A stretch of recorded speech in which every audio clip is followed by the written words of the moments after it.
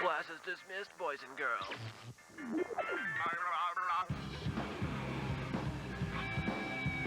You're in. The zone!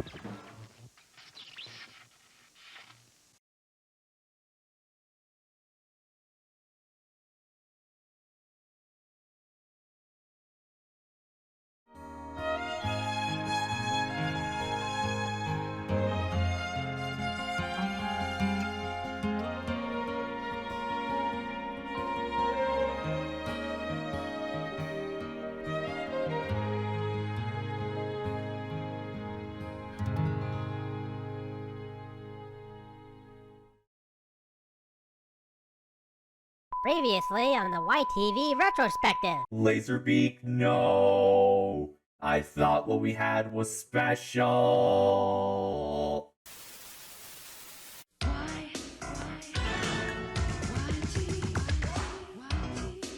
Check this out!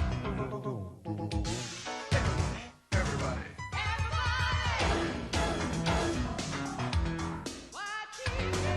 Check it out! In the early 80s, a name synonymous with fame and infamy was fresh on the scene. This is Haim Saban. He was brought on to create music along with a new friend named Shuki Levy for shows from other companies. The main company they did work for was Deek. creating the themes for shows such as their breakout international hit Ulysses 31, along with the Mysterious Cities of Gold, Kid Video, and their two most popular themes they did, Inspector Gadget, and for Filmation, He-Man and the Masters of the Universe. They provided these companies this music for free, in exchange for the royalties to sell soundtracks. It doesn't help that they also underpay the artists as well, or not credit those who actually did the work through contracting, which is a shame. In the mid-80s, they formed Saban Entertainment, and began to dub anime for North America, including shows such as Mapletown, Noozles, Grimm's Fairy Tale Classics, and Samurai Pizza Cats. On one of his many trips to Japan, he stumbled upon a live-action series that would turn his life upside down.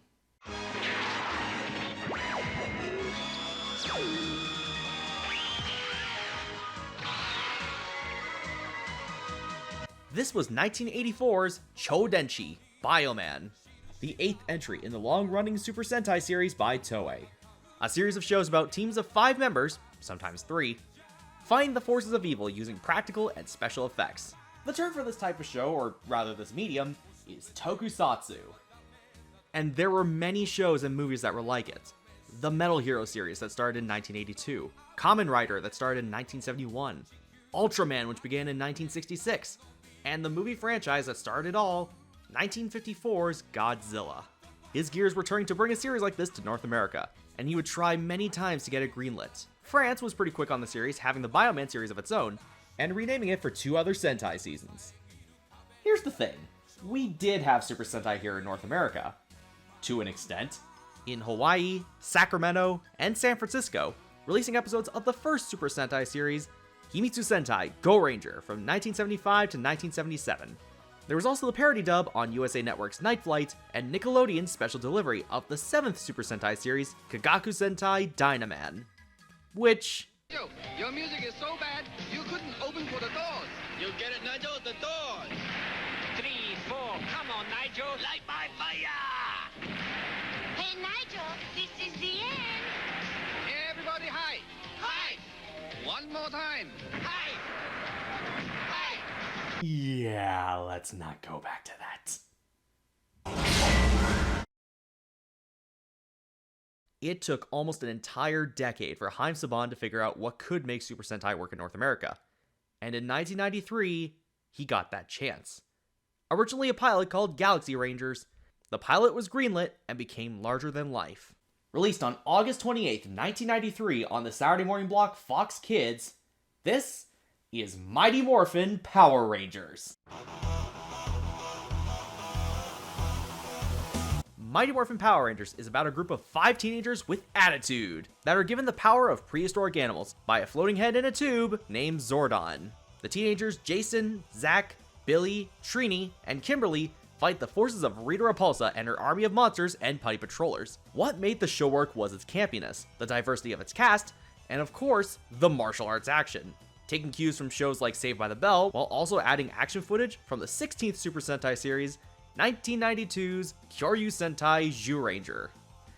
They were originally intending on using the previous Super Sentai series, Chojin Sentai Jetman.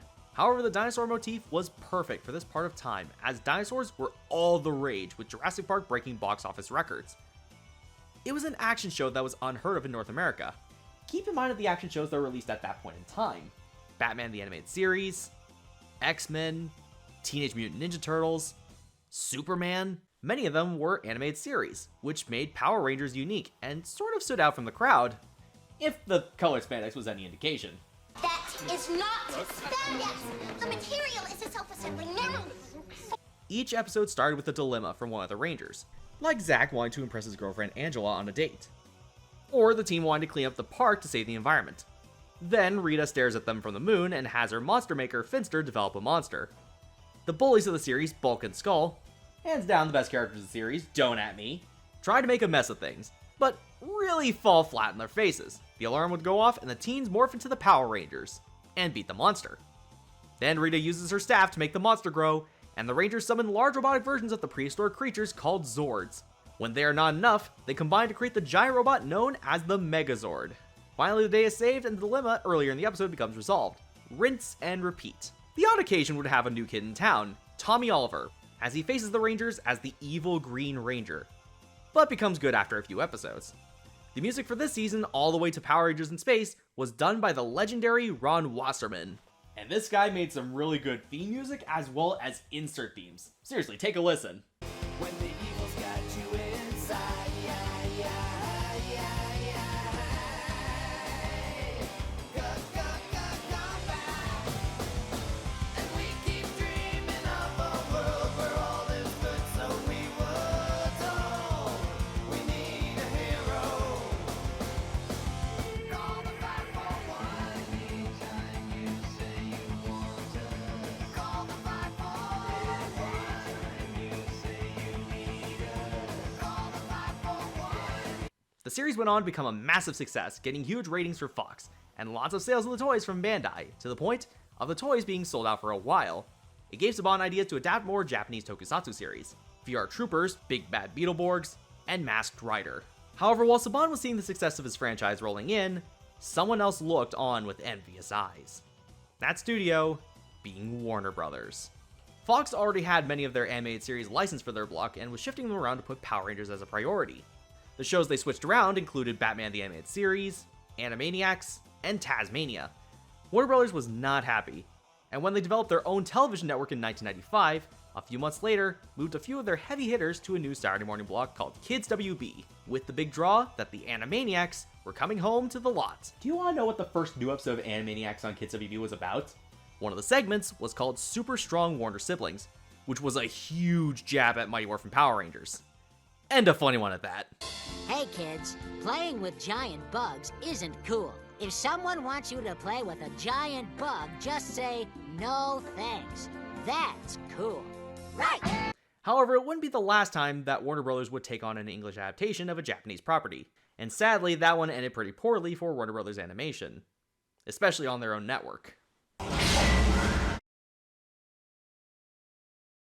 While Fox was getting the success of Power Rangers in America, many channels from Canada looked on in awe and wanted to be the first ones to pick it up. And sure enough, the first channel to pick up the broadcasting rights for the series was YTV, airing it as part of their after-school block, The Zone, one of the first new shows in the PJ Freshville era, along with Samurai Pizza Cats, whereas the rest of the block were more syndicated shows like Des the Menace or 60s Batman. YTV loved having Power Rangers on the channel, as they were getting letters left and right. Iguanazord power now! Well, that's my Zord, so don't make fun of it, eh? Iguanazord! However, something was amiss behind the scenes, and it wasn't pretty. Parents were writing to the CRTC about the excessive violence that was seen on the show. Now, this wasn't unheard of as it happened in the US as well. A similar instance happened when YTV got the rights to Teenage Mutant Ninja Turtles. The CRTC went to YTV in September of 1994 and told them to take Power Rangers off the schedule. and seeing how YTV was only 6 years into its existence, they needed to be in the good graces with the CRTC, and removed the show from the lineup. However, in the midst of this development, another channel that had the broadcasting rights to Power Rangers stepped in to stand up for the series, and this channel had a bit more of a presence.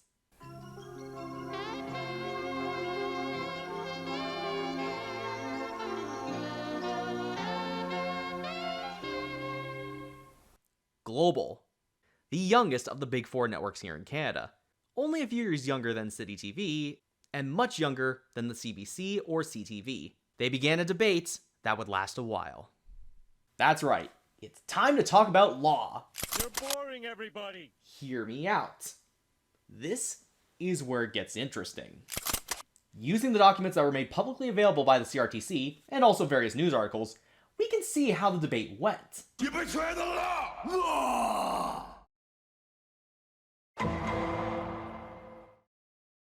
In this corner, promoting Canadian content since 1968, the CRTC. And in this corner, the Challenger, starting in 1974 and the youngest of the big four, the Global Television Network. All rise. Global, CRTC, welcome to this court meeting. The subject today is Power Rangers and its impact on our children. So tell me, CRTC, how did this get started? Well, Your Honor, a woman wrote into the Toronto Star after her son watched a few episodes of Power Rangers, which made her son more aggressive. Actions were taken to remove the show from his repertoire of content he watches, and has been acting better for it. Interesting. Now, Global, do you have a rebuttal to these comments? Your Honor, Power Rangers is popular in the United States, and provided a moral message in every episode. We didn't see it as violent enough to warrant this case, and the show provided a positive public image that children can look up to, especially when they were doing anti-drug PSAs for organizations such as DARE. Okay, so despite being violent, it does have a positive public image. CRTC, do you have something to say? As a matter of fact, I do. We watched around 10 episodes of the series, and we found that it breaches a portion of the code for violence in television programming, that not all the action was essential to the plot, taking up to 25 to 35% of the episode's runtime. There were no other solutions brought up to conclude the conflict. Even Dog City had other ways of resolving conflicts without resorting to violence. Listen to me! Think about what you're doing to innocent people! The fights were gratuitous and glamorized. Ah, yes. The Code for Violence in Television Programming, a set of policies introduced in 1993 that were created to prevent children from being exposed to inappropriate violence on TV. Now, a broadcaster could alter the way the show can be distributed. A network could prevent the showing of gratuitous or glamorized scenes of violence on TV, declare a 9 p.m. cutoff time for showing violent scenes, programs aired before 9 p.m. can't show violent scenes that are intended for adult audiences, establish rules for children's programs that limit and control any depictions of violence, establish rules for scenes of violence that appear on news and public affairs programs, and require written advisories and announcements at the beginning of any program that may contain violent scenes, as well as similar advisories throughout the program. You know, something like this. The following program contains mature content, coarse language, and is intended for an older youth audience. Viewer discretion is advised. And pause! Now, I could see where they were coming from. They looked primarily towards the putty fights that happened in each episode. Yeah, to an extent they were pretty pointless. Okay, we're good. While that may be true, the show has a lack of death, blood, or dismemberment that could bring up the guidelines for the code. But that's where you may be wrong. We looked at several countries that have had a similar problem. One in particular was rather interesting. New Zealand, who banned the show outright after multiple children saw a spike in aggression. Yeah, I'm gonna keep a pin on that location because it's gonna come back up later. Power Rangers stays! Power Rangers goes!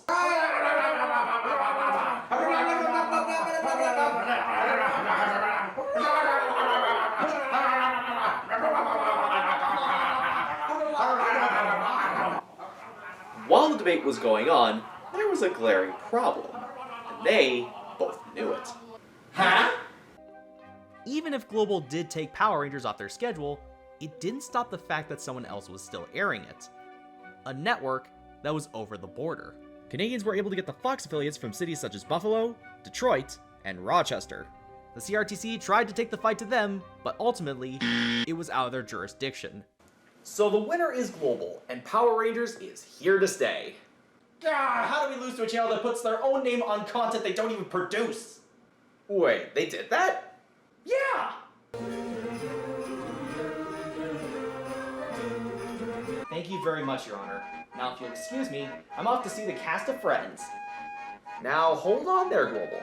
While this case was won by a technicality of YTV being a cable-exclusive channel and Canadians are watching Fox, you are an easily accessible channel through standard television.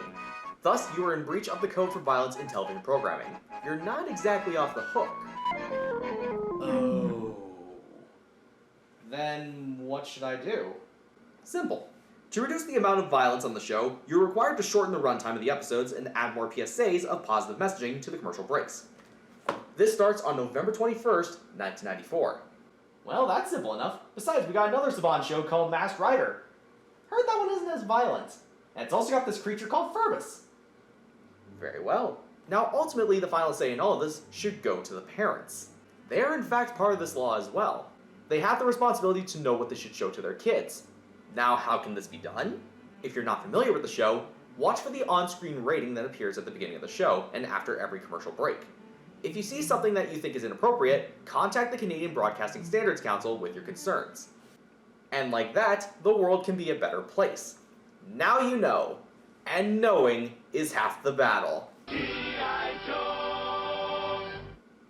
Court dismissed! Soon after, Power Rangers started to show up on more networks.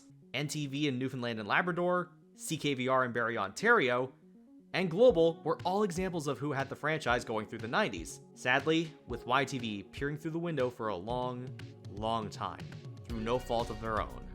The Saban Entertainment era seasons, lasting from 1993 to 2002, had multiple homes, be it national or local. It wasn't entirely consistent until 2002, when hands were changed. In 2002, halfway through the 10th anniversary season, Power Rangers Wild Force, the franchise, along with Saban's many properties, were sold to another owner, a giant mouse.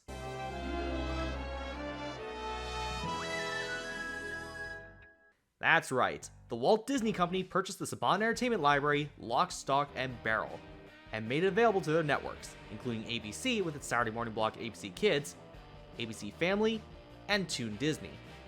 This made perfect sense in Disney's eyes, especially for Power Rangers, as the franchise almost had 500 episodes in its repertoire, and could work well in syndication. In Canada, this era was where they would find their first true and almost permanent home.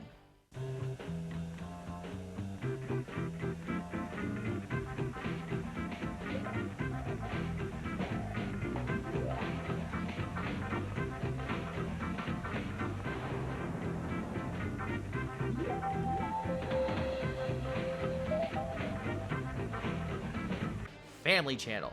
Often considered the Disney Channel of Canada, before we actually got Disney Channel, it made perfect sense now to add the franchise to its channel, as it aired on the weekday and Saturday morning block, Power Box.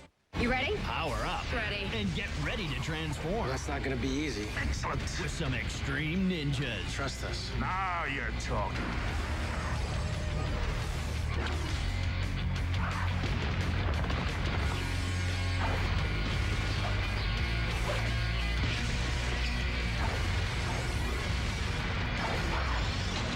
Power Rangers Ninja Storm, coming up next on Family. Airing a couple of anime such as Daigunder and Mongolian Knights, and 2 episodes of Power Rangers.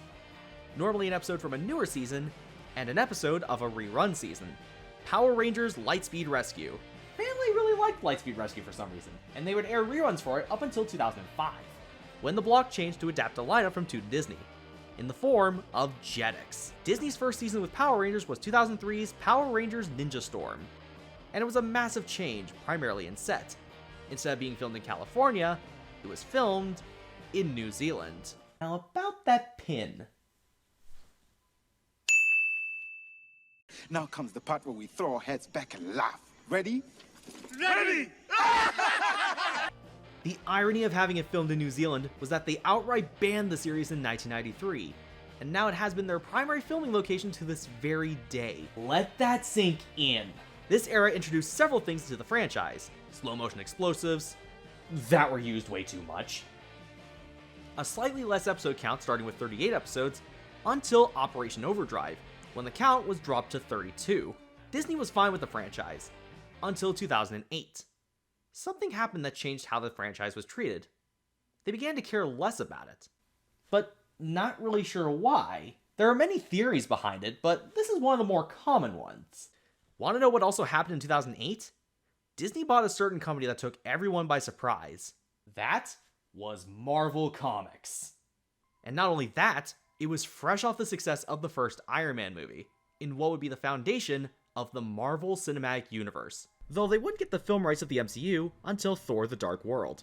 They would be raking it in. Disney might have thought, why have a trend chaser with Power Rangers in our repertoire when we have the trendsetter in Marvel? It was a similar situation when they bought Lucasfilms and its treatment of their own sci-fi property, Tron. Why use Tron more when we have the trendsetter in Star Wars? The final twist of the knife was that some regions in Canada and the US aired the final new seasons on both Family and ABC at the early hours of 6 a.m.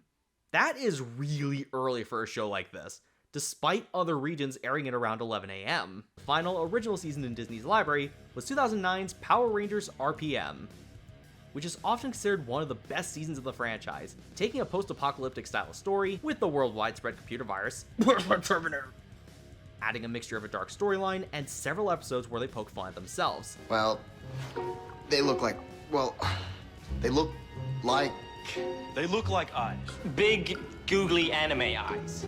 One episode was literally a behind-the-scenes episode done entirely in character. The Disney era had more positive seasons than negative ones, but hands would change once again.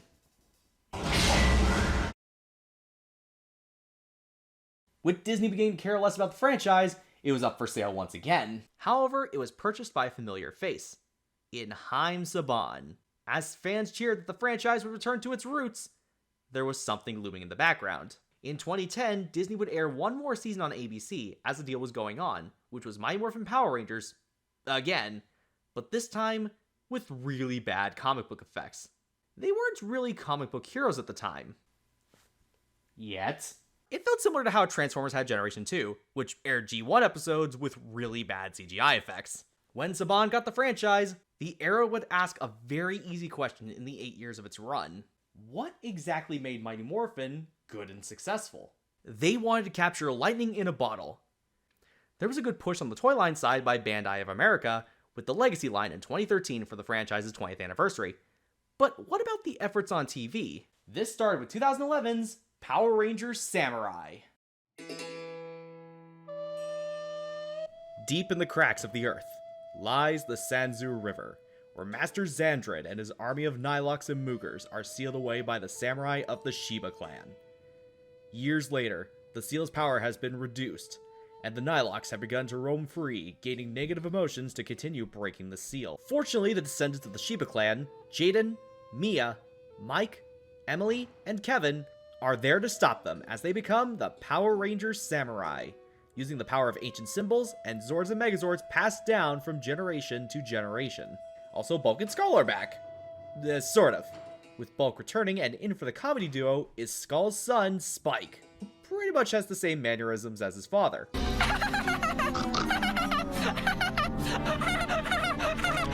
They train in the way of the samurai to become not only stronger, but better people. A couple of changes came in this era. First, episode amount. 40 episodes spanning 2 years. 2 20-episode seasons with the same cast. The second season would have a different name, Power Rangers Super Samurai. Why Super Samurai? Because they get a new Super Samurai form, and also the Shogun mode. Also a new enemy in the form of Serrator. Another interesting thing they would add would be the American exclusive forms for the Megazord. In this case, it's the Mega mode. Family lost the broadcasting rights in 2011, and when Samurai premiered, it found a familiar home. Are you up for action? Are you up for adventure? Are you up for 5 heroes teaming up to destroy the world's most heinous villains and save the planet? Up for it. I've been waiting my whole life for it. Power Rangers Samurai, next on YTV! That's right, YTV finally got the broadcasting rights to the franchise once again, this time airing the series around 12:30 in the afternoon. In America, it was Nickelodeon who got the rights to the series up until 2022. Man, both of those feel like we've gone full circle, with YTV having Mighty Morphin back in 93, and Nickelodeon having Dynaman on special delivery. Another spot that Power Rangers was showing up around this time was on a cable network by the name of Teletoon Retro, that aired the first season of Mighty Morphin. They did promote the series by having a 3-hour marathon in 2011. The second season that YTV aired was a big one, as it was the 20th anniversary season. This was Power Rangers Megaforce. A group of aliens known as the War Star, led by Admiral Malkor, Creepox, and the main antagonist of the season, Vrock, planned for world domination. However, assigned by Zordon, a giant tiki head named Gosei and his robot assistant Tetsu recruit 5 teenagers with attitude: Troy, Gia, Noah, Emma, and Jake, to battle the War Star and their army of Loogies, and new enemies show up like the Toxic Beasts and a robotic army. The Rangers also find help in the form of Robo-Knight, a robot ranger with the voice of RoboCop that can transform into his own Zord, who wants to protect the environment. Hands down the best character of the season. You're forgetting something. Robo-Knight! That we are a team. By the end of the first season, a beacon was sent by the War Star to bring in the Armada, led by Prince Vicar. And thus, the second season, Super Megaforce, begins. With the danger of the Armada looming forward, Gosei reveals a new power: the Legendary Morpher and the Ranger Keys, that can harness the power of Super Mega Mode. And not just that, they also get the Legendary Ranger Mode, being able to transform into any Ranger prior, from Mighty Morphin to Samurai, and even powers never before seen on Earth. Bet you didn't see that coming. The finale, Legendary Battle, provided a final battle which brought back many previous actors from the franchise. So, how did the Saban Brands era, or Neo-Saban era, hold up? In my opinion, it is the worst era of Power Rangers. 8 years with mostly average to mediocre seasons. Dino Charge was my favorite of the era, but even it dropped the ball by the end. The worst seasons were both seasons of Megaforce, a 20th anniversary series that felt like a mess on all sides. Directing, acting, editing, and even continuity. I will admit though that Saban did an excellent job in promoting this franchise during Samurai and Megaforce, having them at big events like the Macy's Thanksgiving Day Parade and the Rose Bowl Parade, bringing the franchise back into the pop culture zeitgeist. By the second half of Megaforce's second season, Super Megaforce, YTV lost the broadcasting rights to the franchise, around the same time as when they lost their gimmicky anime and Transformers, moving it over to Teletoon, where it stands to this very day. It felt like the content around the TV series was actually better than the actual show in this era. The comic books by Boom Studios, the mobile game Power Rangers Legacy Wars, the console game Power Rangers Battle for the Grid, the board game Power Rangers Heroes of the Grid, and even another movie in 2017. Even though it bombed at the box office, I found it pretty decent. In an age of story-driven shows that are out there, it felt like the series had regressed, trying too hard to replicate Mighty Morphin, but not understanding that those first 3 seasons were a product of the time. And like clockwork, hands changed once again. In 2018, after 25 years, Saban would cut ties with Bandai of America, and would look for newer options. The option that stood out to them was the big toy company Hasbro, the company behind Transformers, G.I. Joe, My Little Pony, and having the toy rights to Marvel and Star Wars. They originally set the deal to only produce the toys, but it went a bit further than that. A few weeks after the initial deal, Saban sold the franchise along with a few others for a grand total of $500 million. Saban overlooked the first season of this new partnership with 2019's Power Rangers Beast Morphers. Sticking to what worked with the Neo-Saban era, but with a bit of a twist, actually taking a lot of cues from the seasons prior to it in many ways. Callbacks aplenty, from villain names to weapons, to even characters returning to reprise their roles. I honestly felt Beast Morphers was a step in the right direction, especially with the character development of Nate Silva and his robot brother, Steel. And starting with the next season, 2021's Power Rangers Dino Fury, Netflix would become the exclusive distributor of newer seasons of the franchise. Now if you want to check out this franchise, there are plenty of options available. There are the DVD releases courtesy of Shout Factory and Lionsgate, Netflix, Disney Plus having the Mighty Morphin movie, and Turbo, a Power Rangers movie, because they were owned by Fox, and episodes are currently being uploaded to YouTube onto their official channel, even including Mighty Morphin 2010. As for the future of this franchise, I honestly don't know. But now, we do.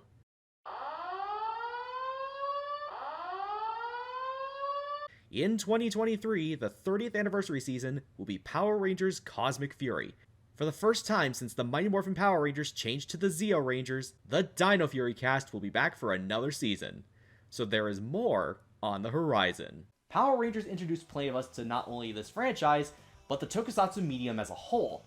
Starting in 2014, Shout Factory began releasing Super Sentai seasons on DVD, from Kyoryu Sentai Zyuranger to Ninpu Sentai Hurricaneger, with maybe more on the way. So YTV may not have had a lot of Power Rangers content for the longest time, but it was just long enough to bring it over, and expose this amazing show to a new demographic of fans, here in Canada. And what could be simpler than that? When we come back, there was a time where I just didn't know what to do. Then I found a place, my friends. Next time on the YTV Retrospective. Got a head like a ping pong ball. I've got a head like a ping pong ball. I've got a head like a ping pong ball. Ping like a ping pong ball. Let's do the caribou boogie. The camp caribou boogie. The boo boo boogie. The camp caribou boogie. You can do it too. You want your camp caribou with me. Camp caribou.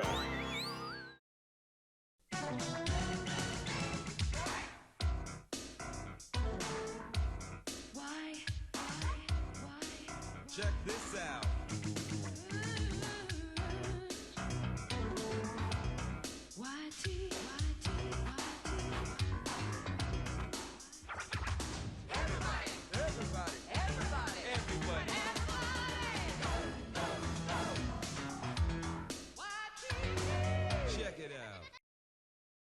Hi, I'm Sharon Alexander. I'm the voice of RC in Transformers Energon, and I'm also the voice of Andrea from Reboot, and you're watching YTV Retrospective. Well, I love those Power Rangers. That's my favorite show. I like it so much that we gotta go. All right, now.